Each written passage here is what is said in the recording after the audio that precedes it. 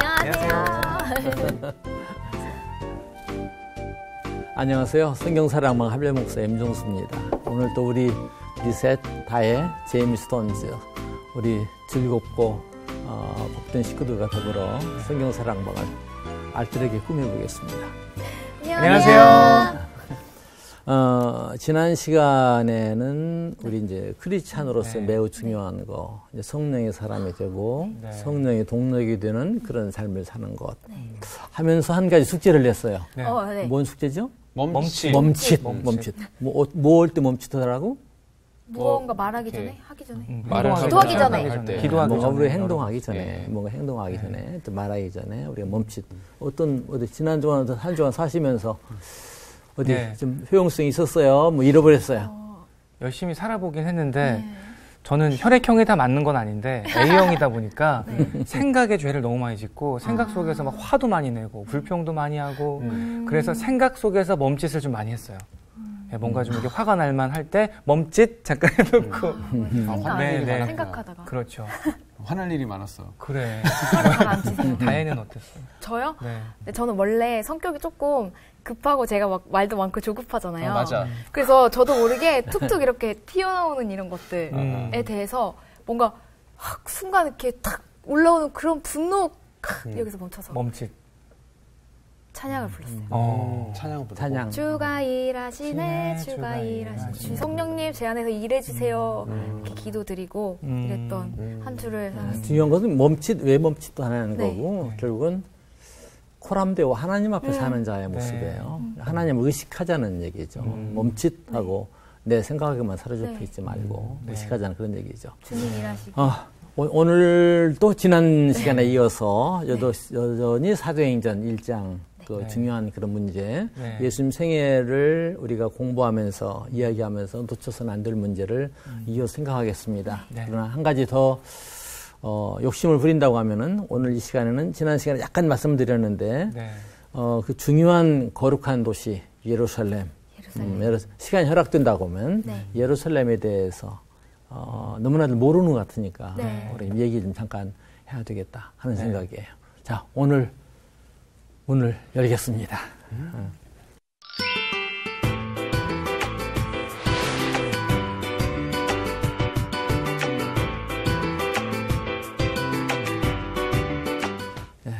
오늘 성경 문제 읽어볼까요?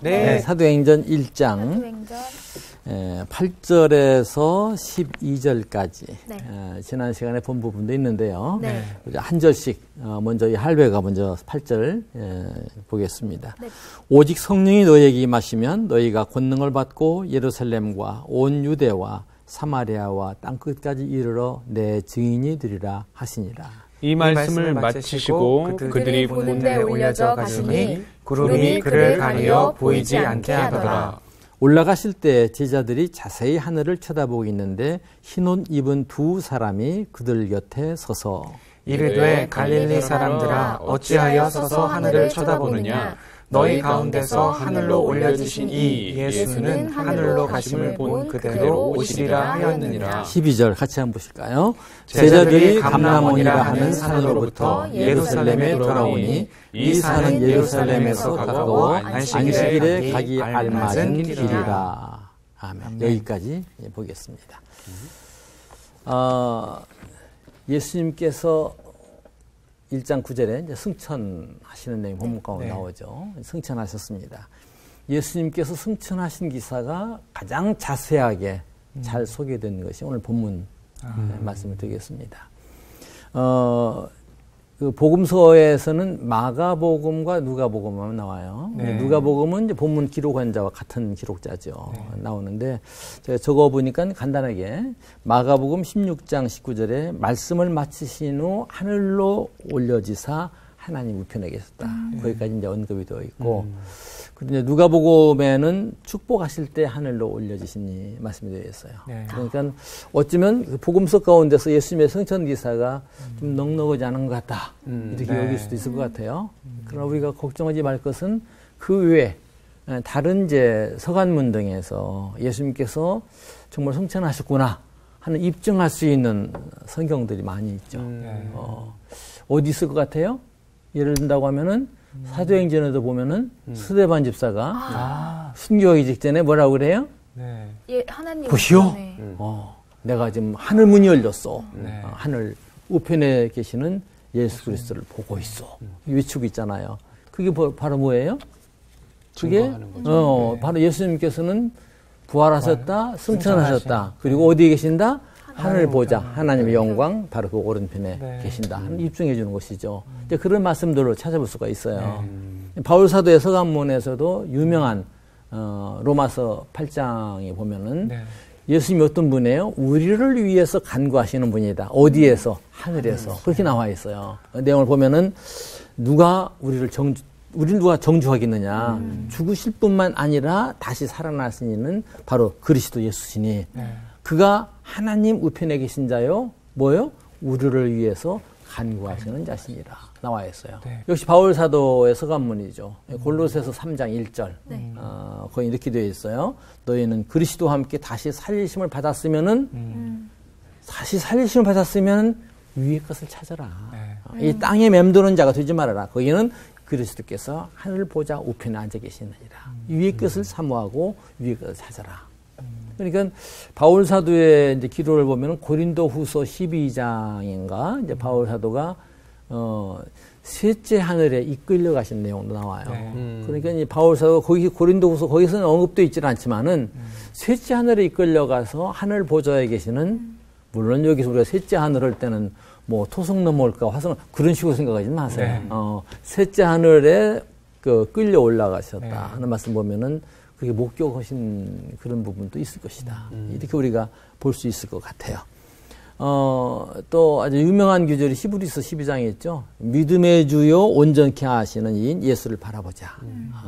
그는 그 앞에 있는 기쁨을 취할 것으로 여기지 아니하시고 오늘날 나의 기쁨에 개의치 아니하시고 십자가를 지시고 그 부끄러움을 개의치 아니하셨더니 결국 하느님 보좌 우편에 앉으셨다. 이렇게 말씀 나와 있어요. 그런 부분들이 여러 곳에 나와 있어요.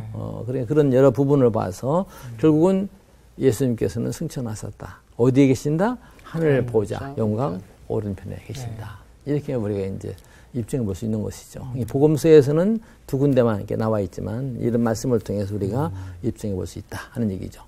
그럼 오늘 본문에 볼 때 승천하신 곳이 어디로 짐작할 수 있을 것 같아요?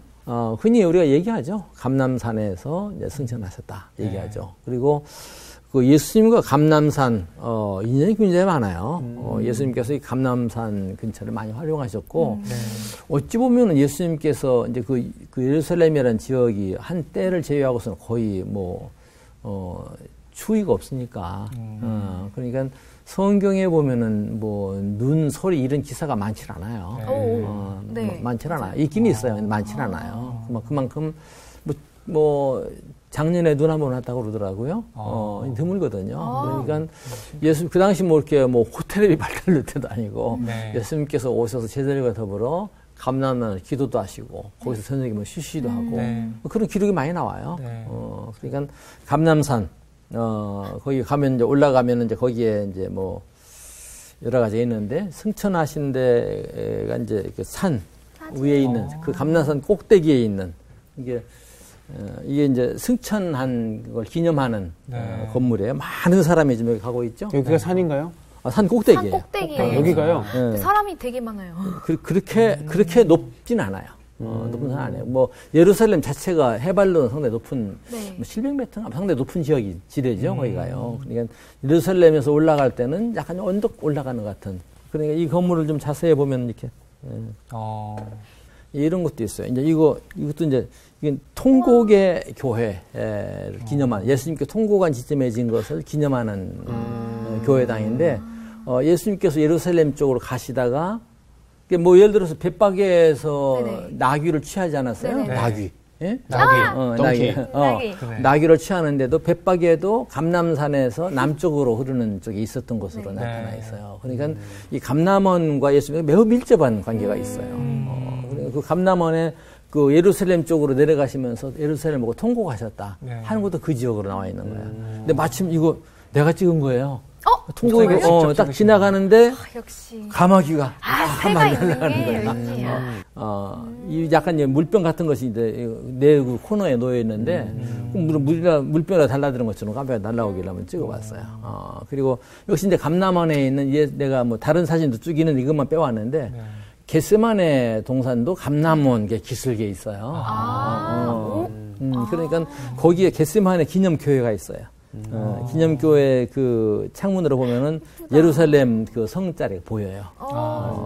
좀 황금 사원이 보이는데 여기서 그 정면으로 이렇게 보이더라고요. 네. 그래서 이제 찍어봤어요. 그러니까 이 말씀드리는 것은 예수님과 감남원과는 매우 밀접하게 관계되어 있고 예수님께서 이 감남원이라는 얘기는 애당초 그 감람나무가 많이 있어서 겟세마네라는 말도 그 기름을 짠다는 그런 의미가 그 안에 들어있어요. 이름에 기름 짜는 틀 그런 의미가 있어요. 그러니까 이 감남원에 감람나무가 오늘날도 많이 남겨놨어요. 볼 수 있도록 아주 막 고목진 감람나무들. 감람나무가 무슨 나무? 올리브예요. 올리브. 우리가 뭐 음식점에 가서 파란 거, 까만 거 이렇게 먹죠? 피자에도 있어요. 피자에도 잘라서 갈증나게 이렇게 올려져 있고요. 갈증나게 뭐예요? 이스라엘 가면 나 거기서 배웠어요. 우리나라에서는 서너 개 갖다 이렇게 먹었었는데 이스라엘 사람을 보니까 뷔페에 가서 이 막 올리브를 이만큼 담아다 놓고 막 먹더라고요. 나도 그다음부터는 여기 가서 그렇게 먹어요. 맛있어요. 고소하고. 맞아요. 고소해요. 그러니까 그 예루살렘과 예수님과 감람원은 매우 밀접하게 관계되어 있다. 감람산에서 예수님께서 승천하셨다 하는 것을 알 수가 있어요. 그럼 어느 시점이냐? 그 40일 부활하고 40일 지난 다음이죠. 그러니까 그런 숫자를 정확하게 카운트할 수는 없어요. 여기도 보면은 안식일에 가기에 합당한 거리라 하는 얘기는 40일째 되고 딱 안식일이 맞지는 않거든요. 부활해서 계산하면은 이게 하루 이틀 넘어선가 그래요. 그러니까 40일 다음 날인가 그래요. 계산을 카운트를 해보면 찍어봤어요. 그러니까 날짜를 그대로 볼 필요는 없는 것이고 그 안식일 날 그랬다 하면은 그 다음에 또 흔히 우리는 쉽게 얘기해서 40일 되고 승천하셨고 그 다음에 열흘 만에 성령 강림하셨다. 뭐 그렇게 계산이 안 돼요. 오순절 말할 때도. 그러니까 안식일에 가기에 그날이 승천하신 날이 안식일일 가능성이 있다 하는 걸 암시하고 있잖아요. 말씀 가운데. 그런 점은 우리가 좀 여유 있게 볼 필요가 있고 너무나 수학적으로 접근할 필요는 없어요. 여기서 계속 오늘 또 시작할 때부터 말씀드린 예루살렘에 대해서 우리가 조금 알아보고 넘어갔으면 좋겠다. 상당히 오래된 책이죠. 장년부 공과. 1988년. 우리 형님 댁에 한번 이해지 88년도이죠. 갔더니 이걸 가지고 형님이 공부하고 계세요. 그래서 왜 여기에 이런 사진이 있지? 그랬더니 그거 뭐 예루살렘 성전이라며 그렇게 얘기하더라고요. 예루살렘 성전 맞아요? 제가 알고 있기는 아니로 알고 있어요. 아니죠. 어디에 있는 건물이에요? 모슬렘 건물이라는 건 알고 있어요. 무슬림 건물인데 무슬림이란 말이 무슨 말인지 아세요? 알려주세요, 목사님. 무슬림이 뭐예요? 오늘 우리로 말하면 크리스찬이에요. 순종하는 사람들. 그 말 같은 뜻이에요. 그 무슬림들 그러니까 무슬림들의 종교가 이슬람교고 그 교도를 이제 무슬림이라고 그러고 이 위치가요. 소위 이제 솔로몬의 성전이 있었던 자리로 이제 알려져 있는 솔로몬. 그 자리예요.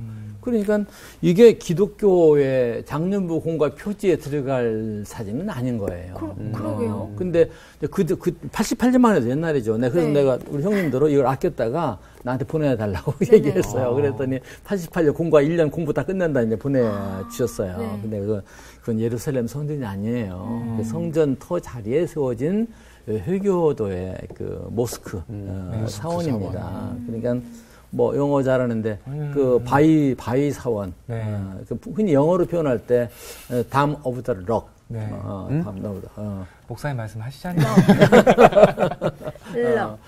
담아보도록. 그래서 바위의 사원, 황금 사원이라고 그러고요.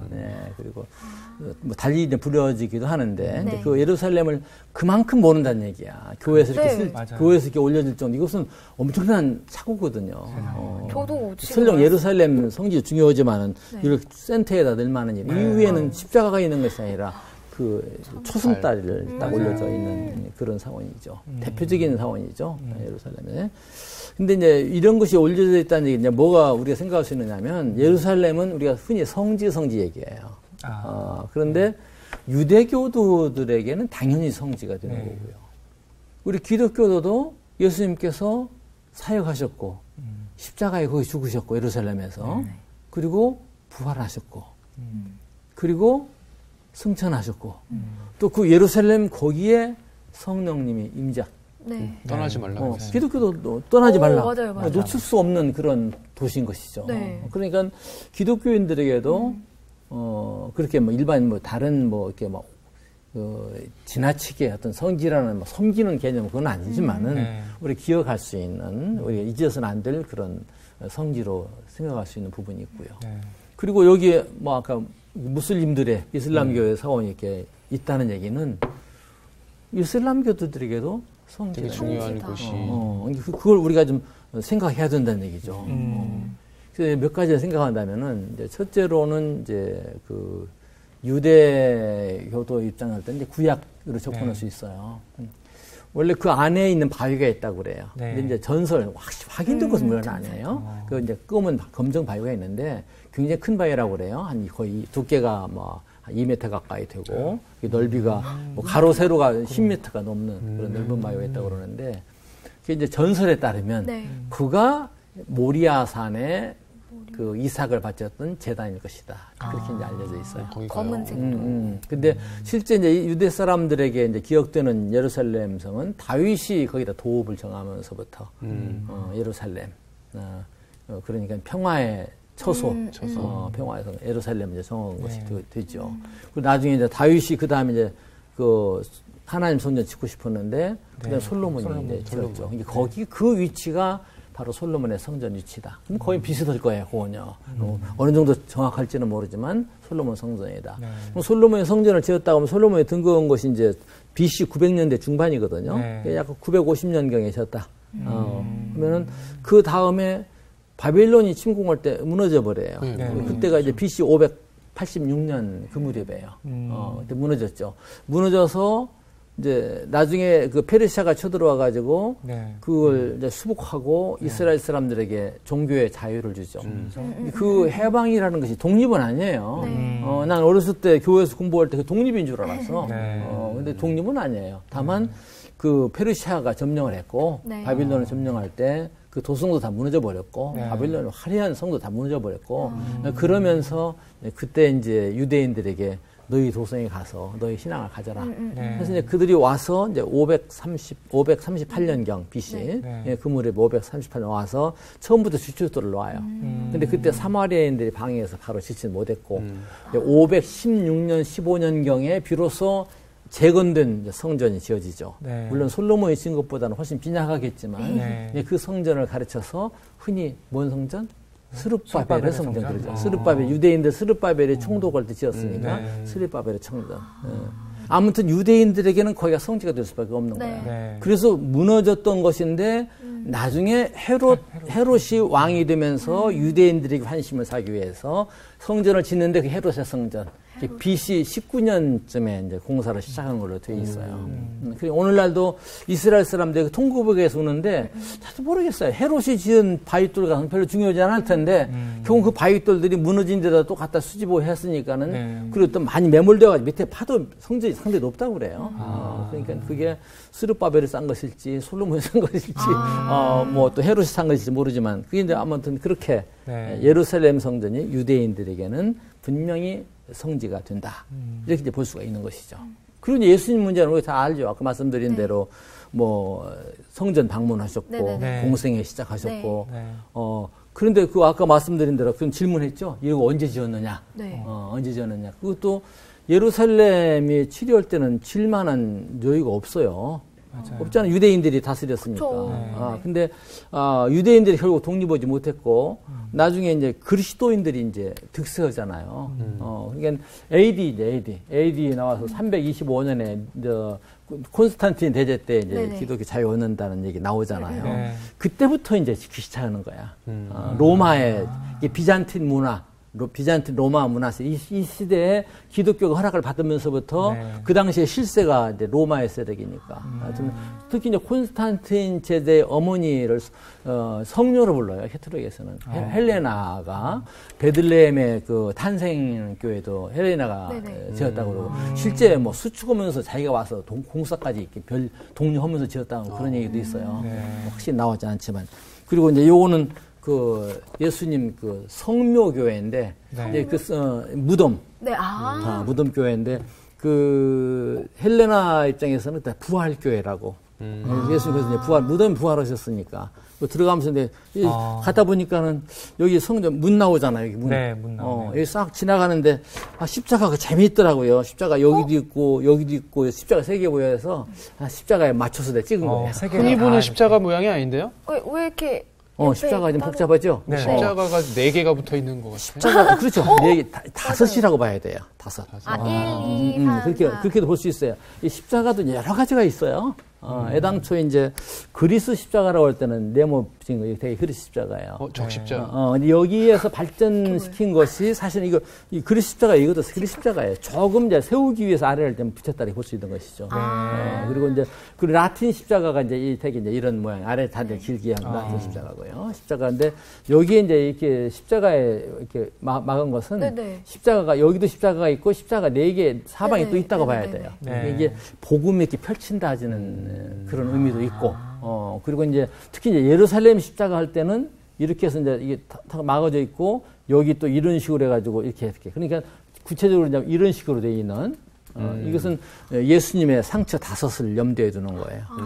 두 손에 못자국, 두 발에 못자국, 그리고 창자국. 그래서 오상을 염두에 둔 여러 가지 의미가 십자가를 하는 사람이 여러 가지 의미가 이제 많이 있는 것이고 굉장히 복잡해요. 뭐 다 기억할 수도 없는 것이고 신학교 가서 시험은 안 나오는 문제고 시험 안 나오니까 굳이 상식적으로 염두에 두고 그럼 복음이 이렇게 펴진다는 의미에서는 호소력이 좀 있죠. 그렇게 볼 수가 있겠죠. 그러니까 예루살렘은 뭐냐? 기독교도 그렇게 325년에 그렇게 해가지고 언제까지? 이슬람 교도들이 거기를 차지할 때까지는 기독교들이 활동할 수 있었다는 얘기죠. 이슬람 교도는 언제냐? 마호멧이 언제 죽냐? 632년에 죽어요, 애디.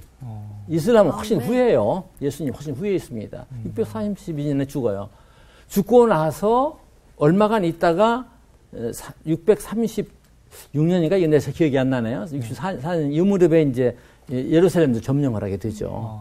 근데 이제 아까 이제 봤던 그 다마드락, 그 황금사원, 거기에 그 바위돌 있다고 그랬죠? 그 바위돌이 있는데, 이 이슬람 교도들은 거기서 무함마드. 근데 무함마드가 방금 말씀하신 마호메트랑 같은 거야. 그래요. 그것도 달라요? 이제, 이 무함마드라고 하는 것이 원칙이에요. 요즘 우리 책들도 다 무함마드로 다 나와요. 사전 같은 데 보면은.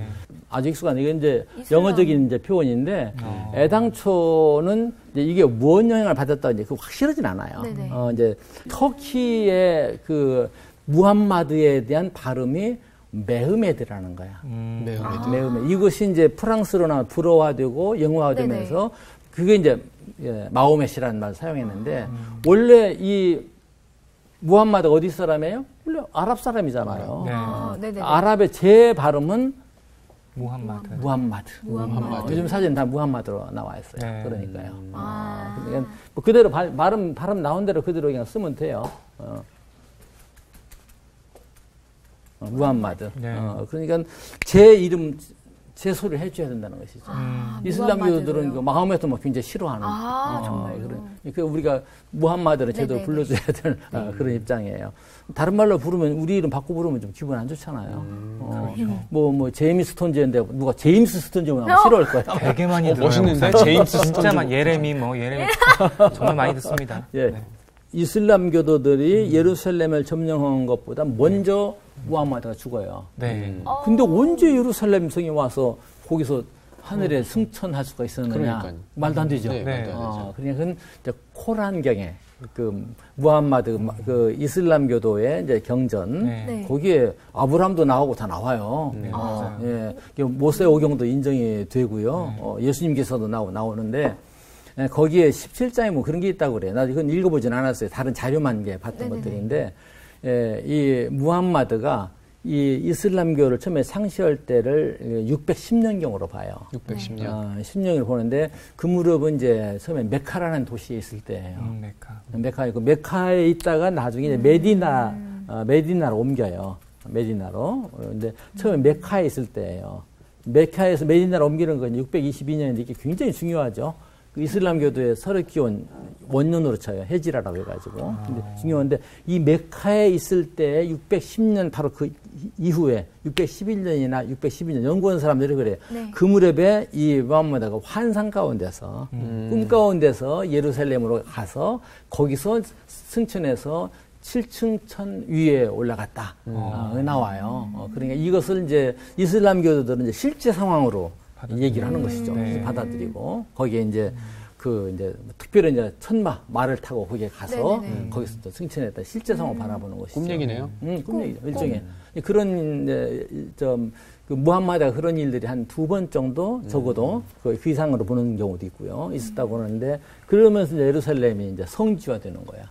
그 저들에게 있어서 이 이슬람교도들에게서 성지는 메디나, 메카 그 제3의 성지가 예루살렘 중요한 거야. 그 자리가 굉장히 중요한 자리로 네. 차지하고 있는 것이죠. 네. 그리고 그때까지 600 몇 년까지 이 이슬람교도들이 차지하고 있는 거야. 차지하고 나니 십자군 전쟁이 일어나잖아요. 네. 그때 십자군들이 들어와가지고 한 100년 정도 차지해요. 네. 그때 차지할 때는 그 다마드 로펙 황금사원에 있는 위에 있는 초승달을 떼내고 십자가도 달았다고 그래요. 한 100년 가까이. 1099년에서 한 1187년까지인가 아마 그럴 거예요. 달았다고 그래요. 그러니까, 그러나 거의 대부분 이 예루살렘의 오늘 역사를 살펴볼 때 1000년 이상, 1200년 동안은 이슬람권에 들어있었다. 우리 기독교가 차지했던 거나 그 유대교 차지했던 것보다 훨씬 더 긴 세월을 이슬람들이 차지하고 있었다. 그러니까 이게 대단히 중요한 그런 자리죠. 중요한 것은 오늘 놓치지 말아야 될 거 있죠. 주님께서 재림하신다고 하는 사실이야. 가심을 본 그대로 오시리라는 말씀이 나와 있잖아요. 그러니까 오늘 우리가 중요한 것은 이 재림의 신앙을 지켜야지 돼요. 주님 앞에서 주님께서 부활하셨다, 주님께서 오신다, 이런 잃어버리고 사는 사람, 오늘 하나에 대한 종교로 교회 생활로 국한시키는 사람 많아요. 그런데 참으로 살아있는 신앙은 다시 오실 주님을 기다리는 삶이죠. 왜냐하면 주님께서 친히 하신 말씀이에요. 근데 마태복음만 봐도 너댓 군데에서 내가 다시 오리라. 그 말씀하고 있어요. 한번 찾아보면 그때 각 사람 인자가 아버지의 영광으로 그 천사들과 함께 오리니. 그 전에 공부할 때 그것도 있었잖아요. 예수님께서 제사장에서 심판 받으실, 신문 받으실 때, 내가 나중에 인자가 하나님 권능 가운데 하나님 권능의 우편에 앉아 있는 걸 보리라 하니까는 막, 이건 참나마도다. 살인, 사형죄에 해당한다. 누가 막 주먹질도 오고 침도 뱉고 예수님 뺨도 때리고 그 말 듣고 그랬거든요. 신성모독이라고 생각해가지고요. 그러니까 예수님께서 다시 오신다는 것은 친히 하신 말씀이에요. 그리고 성경 여러 군데서 증명되고 있고요. 바울 사도가 기록한 데살로니가 전서 같은 데 보면은 1장 끝날 때, 2장 끝날 때, 3장 끝날 때, 4장 끝날 때 계속 나오는 바람에 강림. 다시 오신다. 강림이 나와요. 데살로니가 후서 2장에 또 나와요. 강림이. 그러니까 이 강림, 다시 오시는 주님을 기다린다는 거 되게 중요해요. 요즘에 많은 신앙인들이 어느 사람은 뭐 영적이다, 뭐 정신적이다 이렇게 피해가려고 하는 면도 있는데 오늘 우리는 주님 오심을 기다리면서 하나님의 자녀로서의 마땅한 삶을 온전한 순종, 주님이 오시니까 주님 앞에 보이기 위한 것이 아니라 저는 아마 부활절에 말씀드린 것 같은데 우리의 순종은 객체적인 순종이 아니라 좀 주체적인 순종이 해야 된다. 나는 그 말씀 항상 드리고 싶어요. 목사님께서 이렇게 말씀해 주시니까 아까 예루살렘 때랑 이런 것들을 연관해서 생각해 볼 때 하나님께서 하나님을 사랑하고 이웃을 사랑하라고 그러셨잖아요.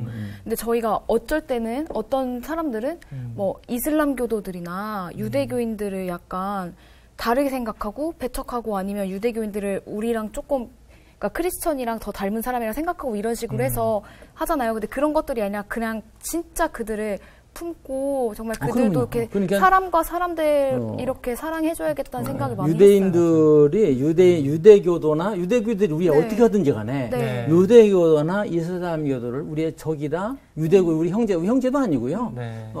적이 될 수도 없어요. 우리가 물론 그들의 신앙을 그대로 존중하고 받아들이진 않아요. 하지만 우리 주님께서는 그들을 품으라고 말씀하셨어요. 우리가 미워할 자격은 없어요. 그들을 사랑할 자격은 있죠. 그러니까 중요한 것은 먼저는 그들을 설득시키기 전에 그들 앞에서 우리가 먼저 부끄럽지 않은 신자가 된다는 것. 그건 우리가 놓치지 말아야 될 그런 부분 중에 하나고 그것이 바로 다시 오실 주님을 기다리는 재림신앙이다. 그렇게 볼 수 있을 것 같아요. 놓치지 마세요. 그리고 재림신앙, 거기에 주 안에서 그런 순종 기대해 봅니다.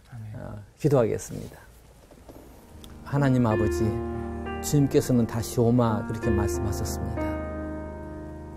우리는 그 주님을 기다립니다. 또 기다리는 자의 마땅한 삶을 사는 그런 주체적인 순종하는 저희들 되게 하옵소서. 누구를 미워하기보다 나와 다르기 때문에 저를 정죄하기보다 그들을 품을 수 있는 저희들 모두가 되게 하소서. 예수님의 이름으로 기도합니다. 아멘.